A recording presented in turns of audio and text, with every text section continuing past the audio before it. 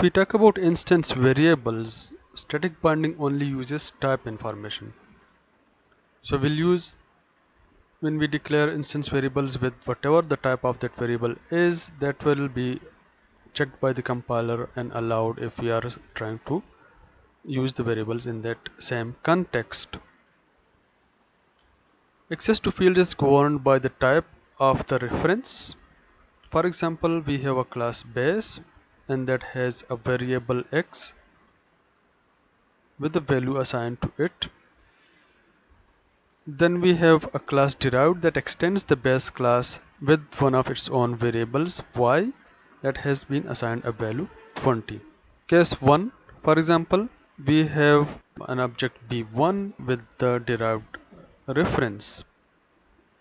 And if we try to, for example, print these values, b1.x, it should print the value of the x variable x from the superclass, and b1.y should print the value of the instance variable y that has been declared in the subclass.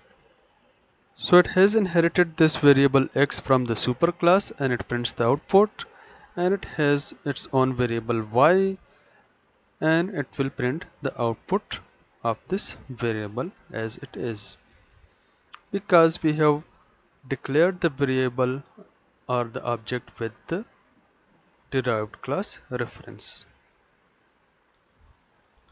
But in a different situation where a derived object is declared with the superclass reference, for example, here we have this object b2 and we have declared this object with the superclass reference, that is in our case named as base class. Now if we try to access the variable that has been defined in the subclass, compiler should not allow us to do that.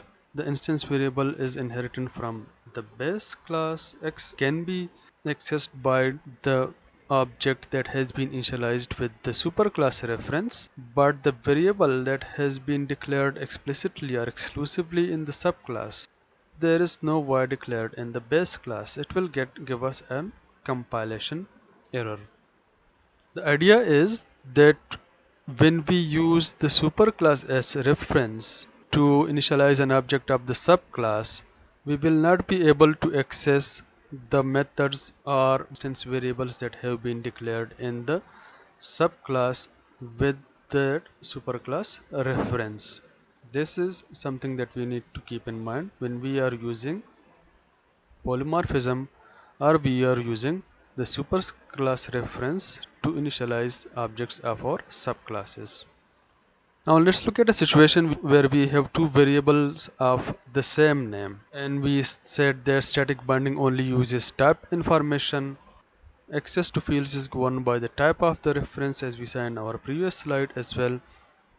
So for example, we have a class base2 that has a variable integer x is equal to 10, and we have a class derived 2 that extends the base2 class with the exactly same variable integer x that is initialized to a different value.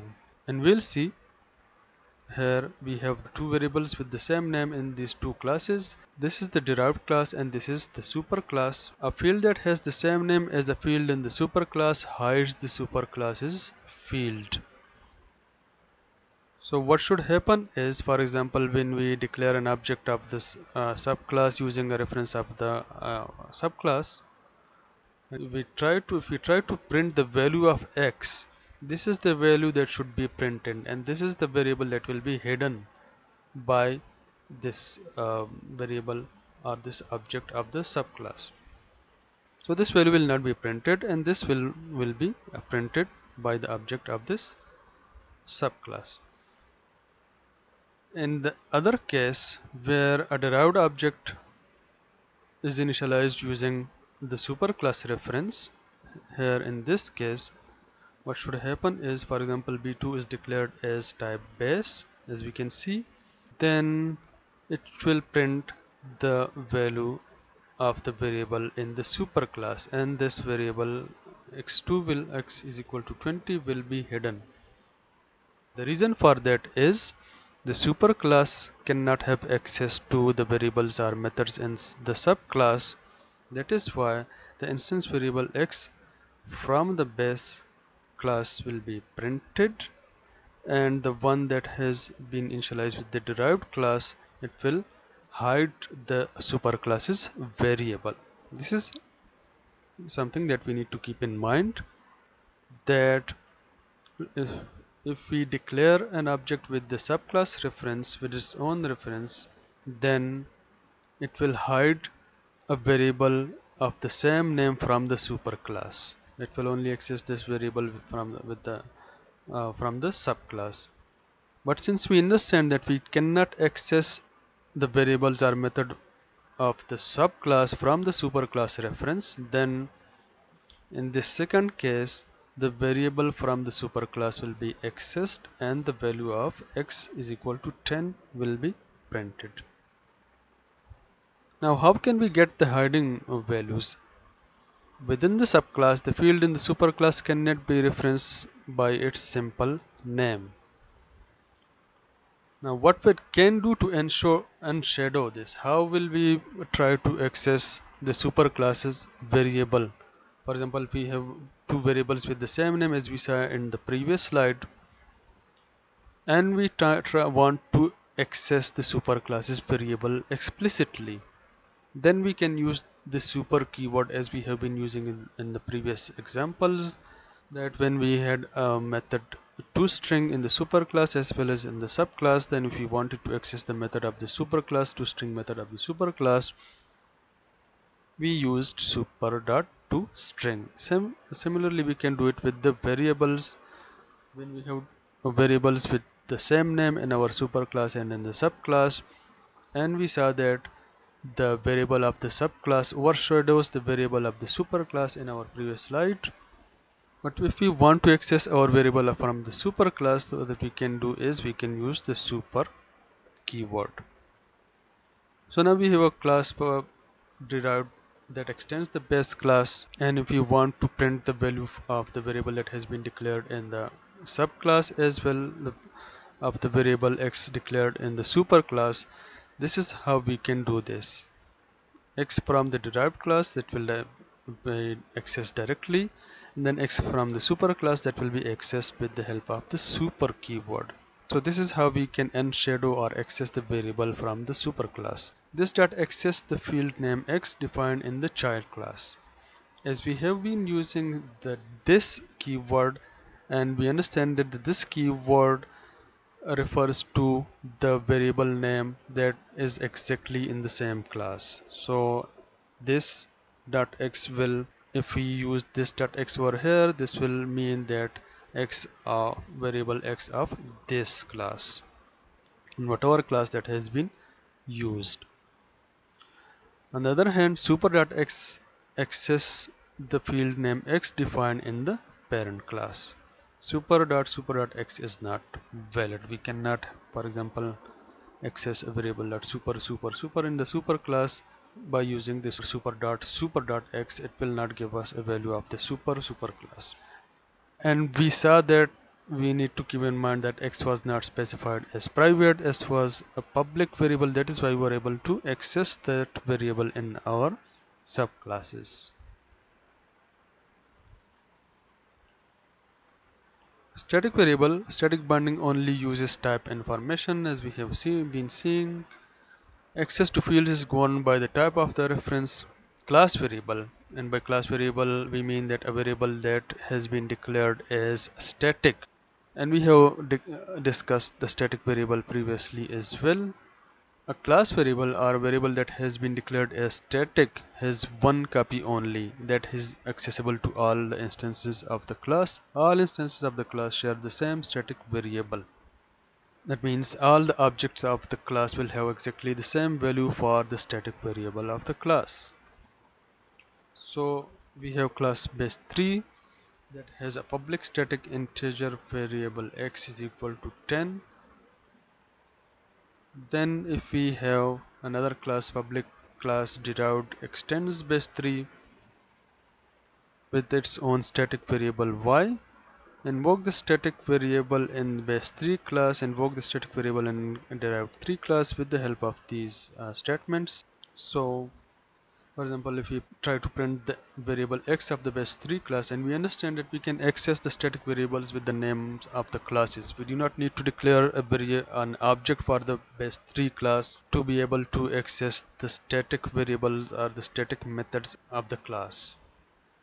And that is why we have been declaring our main method as static, because that is the first method that is accessed whenever we run the program, our program. And since when we run the program, there has been no objects have been declared, and we want to access our main method without declaring any object. So when we declare our variables as static, we can access those variables without the objects, directly with the names of the classes. And this is the output which we should get. For example, in this case, we are trying to access the variable of the superclass with the name of the superclass. It will give us this value. We are accessing the variable of the subclass with the subclass's name. It will guess the value of that variable, and this should work the same because we are inheriting that class. Then, for example, since we are printing the value of derived 3.x, this should be y, and this should be x. So we are accessing the value of the superclass's variable directly with the name of the class. Even if that is an inherited by a subclass's name, we can access this value that has been declared as static. And we can see that both of these variables have only one copy, even though when we access the superclass variable with the subclass, you are able to get exactly the same value because of the static keyword that we have used. So a static variable or class variable will have exactly one value or one copy of the value for all the objects of that class or even the subclasses objects. Private final and static methods. A final method in a superclass cannot be overridden in a subclass. We have talked about this earlier, that if we want to prevent a subclass from overriding a method of the superclass, then we can declare that method as final. Methods that are declared private are implicitly final because it's not possible to override them in a subclass. When we declare a method as private, then we obviously cannot access that method in the subclass, and that method is by default or implicitly final. That is why it cannot be overridden in a subclass. Methods that are declared as static are implicitly final. So if we declare a method as static, and we look at a few examples as well to understand these ideas, then we cannot override that method as well. And by that we mean a final method's declaration can never change. So all subclasses use the same method implementation, and that is the implementation that has been already done in the superclass. And calls to final methods are resolved at compile time. We all know in advance that which method will be executed when we call that method, because that method has not been and cannot be overridden into the subclasses. This is known as static binding. So in simple terms, when we know in advance that which method will be called during the runtime, then this is static binding. But when we do not know the output of a class or the message call or the message that will be sent until unless we run the program, that is dynamic binding. Static methods. To look at the static methods example, for example, only the non-static methods of a class can be overridden. We have been talking about this point repeatedly. So we have a class base4 that has a static integer variable, and we can see that that variable is declared as public equal to 10, and that class has a static void get method as well. We have a derived class that is derived from the base4 class, with the static variable and the static method with the same name. Invoke the static method in the base 4 class, invoke the static method in the derived 4 class. If we run this, the output that we should get is for the exact methods that are for the respective methods of their own classes, and all because of the static keyword. And you can check the effect of this static keyword. If you remove the static keyword from here in this super class and try to run the same example again, we'll see what this difference between the static and using the static keyword and not using the static keyword. Private methods. When you declare a method in a Java class, you can allow or disallow other classes and object to call that method. And we can disallow other classes to access that method is by declaring that method is private. Again, with the same example, we have the two methods with the same name in the two classes, but it cannot override this method from the superclass because that method has been declared as private. And if you run this program, the output that you should get is only the subclasses get method, because it cannot access the superclasses get method in this case. Final methods. You use the final keyword in a method declaration to indicate that the method cannot be overridden by the subclasses. So for example, if we do not want to allow a subclass to override the method of the superclass, we can declare that method is final. Again, in our example, here we have the final method void get, and if we try to implement that method, if we try to override that method in our subclass, we will get a compilation error. And the error states that get in derived cannot override get in base 6. That is the base class or the superclass that is defining that method, but it has prohibited the subclasses from overriding this method. So when we try to do this, this will not be allowed. And we look at method overloading, where overloading methods, the practice of defining two or more methods within the same class that share the same name but have different signatures is called overloading methods. Now in method overriding, we have been saying that we have the methods with the same name and with the same signatures in two different classes that are related by the inheritance. In overloading, for example, if you remember from our constructor overloading examples, that we have constructors with exactly the same name but with different number of parameters. The number of parameters or the types of its parameters. The signature of a method is comprised of its name, its parameter types, and the order of its parameters. So if we change the number of parameters in a method, or the order of those parameters, or the data types of those parameters, those methods will become two different methods even though if they have the same name. The signature of a method is not comprised of its return type nor its visibility. So it does not matter, the access modifier and the return type of the method are not part of the signature of the methods. It's only the name of the methods, the method, and the number of parameters inside that method. That is called the signature of the method. So for example, in this class we have two methods, a method and another method, a method with different number of parameters. This has 0 parameters and this has 1 parameter. And this is static binding because when we call this method, let's say we have declared an object of this class, and we call this method and we pass a value to that method. That means we are passing an argument, and this value of this argument will be assigned to this parameter. Then we are explicitly telling the compiler that we are calling this method. There is no confusion for the compiler in this case. So this is static binding. And if we wanted to call this method, we would remove this argument from the calling statement, and the compiler will know in advance that this is the method that will be called.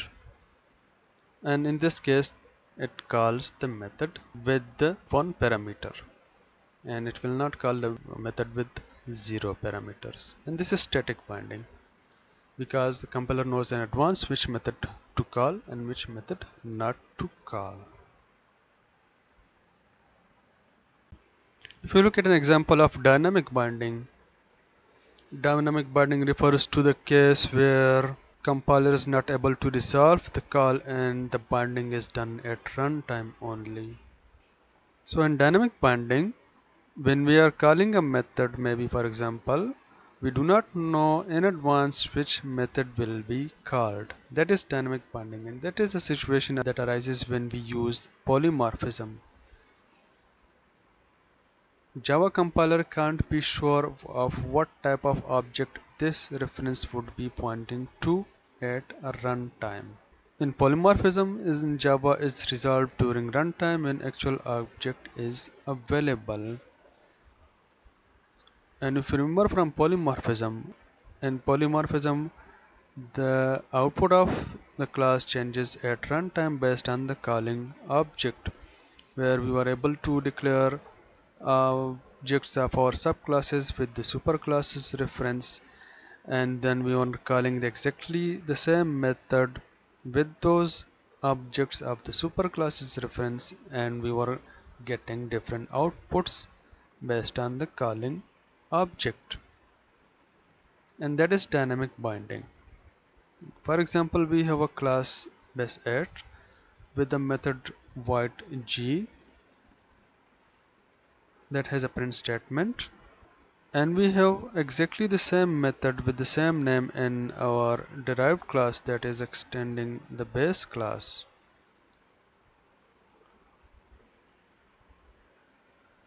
In our first case, a derived object with the derived reference. For example, we have object p1 that is an object of the derived class, and we are declaring it with the derived class's reference. When we call the get method with this object, we know that this is the method that should be called,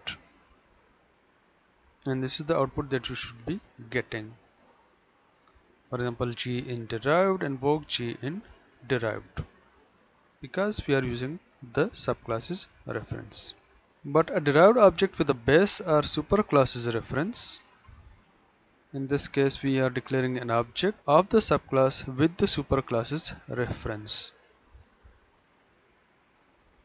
And when we call the same get method with the object, then we will get again the same result, because even though we are using the base class method base class is a reference to declare this object, it will invoke the method in the subclass because we are using object of the subclass.